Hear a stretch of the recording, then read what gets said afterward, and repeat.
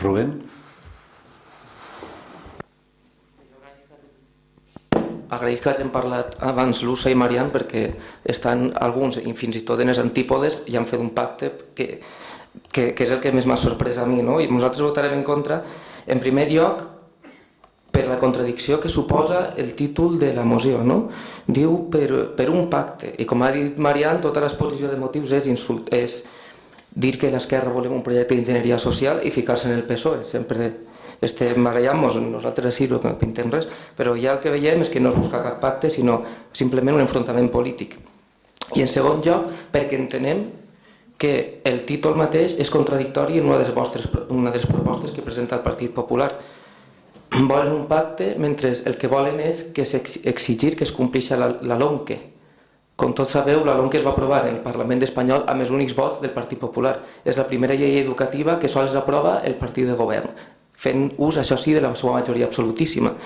Però, a part de com a polític o com a representant polític sí que m'importa el que es fa en el Parlament, també com a membre del sector docent, el que més m'indigna és que vulguem parlar de pacte quan aquesta llei, que és la LOMQE, que podem debatre així un rato sobre ella, si voleu podem allargar-nos, no està totalment en contra de tota la comunitat educativa.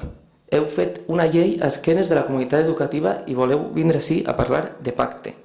És un poquet, no sé, una paradoxa molt bonica. Pactes sí, clar que sí. Com bé ha dit Marian, heu fet moltes escoles, però també que tenim així barracons.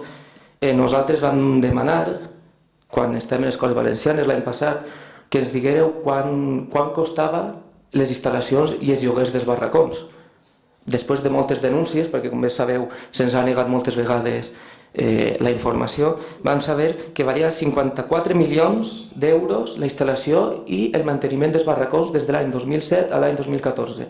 Això suposa haver construït 7 instituts o 11 col·legis.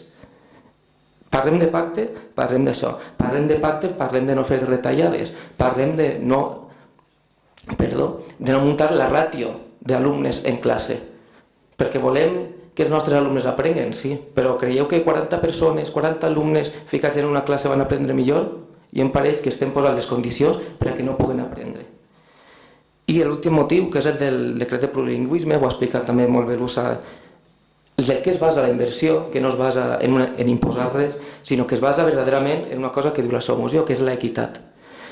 L'aula, l'escola no és una cosa ja de la societat i per tant es reflecteixen moltes coses. I en el tema de l'aprenentatge de les llengües, que no ensenyament, és l'aprenentatge de les llengües s'aprenen, com es diu, un poquet vulgarment per contagi, per contacte. El valencià, com bé sabeu, es parla, cada vegada es parla menys de la nostra societat, però és que a més no tenim mitjans de comunicació de la nostra llengua. L'únic que teníem ja es van encarregar de tancar-ho el Partit Popular. Per tant, l'escola és una forma de potenciar que es conega el valencià. Hi ha molta gent que no parla valencià en casa, però que l'escola li estimula parlar en els seus companys en valencià i sentir-se igual que ells i parlar en ells tranquil·lament. Per tant, és una eina necessària per a l'equitat de les dues llengües.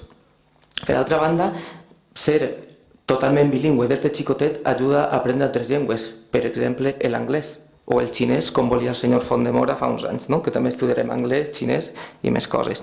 I per altra, com deia, cal posar l'educació ha pegat uns canvis molt grans i cal posar l'accent, com dic, no sols en l'ensenyament, en el 33% que volen fer de plurilingüisme, 33% en valencià, 33% en castellà, 36% en anglès.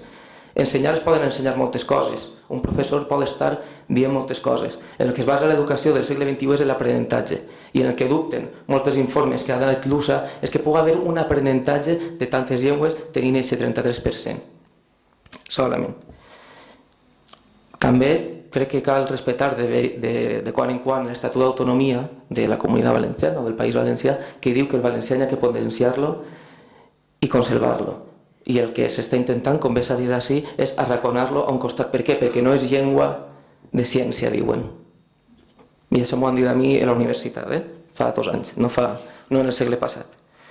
Per últim, dir el mateix, que aquesta moció és una moció per presentar perquè li arribi al senyor conseller, senyor Vicent Marzà, que es pugui cabrejar o no, i per tant l'intent de fer política de l'educació, quan tots estem així d'acord en que és una cosa molt necessària i molt important. Nosaltres no farem política, sinó que continuarem demandant una educació verdaderament pública, i per a ser pública ha de ser de qualitat, que no ens enganyen en això de llibertat d'elegir, perquè un pare si ha d'elegir entre dur a su fill a uns barracons en un institut públic o a un colegio muy bonito y con mucho dinero metido, concertado, pues lógicamente el pare el poseu en una predisposició de que ha d'anar al concertat. Després dieu, és que demanen molt els concertats, clar, si nosaltres tenim en barracons, si nosaltres tenim 40 persones en una aula. Això és un dels grans enganys del neoliberalisme i del llenguatge aquest.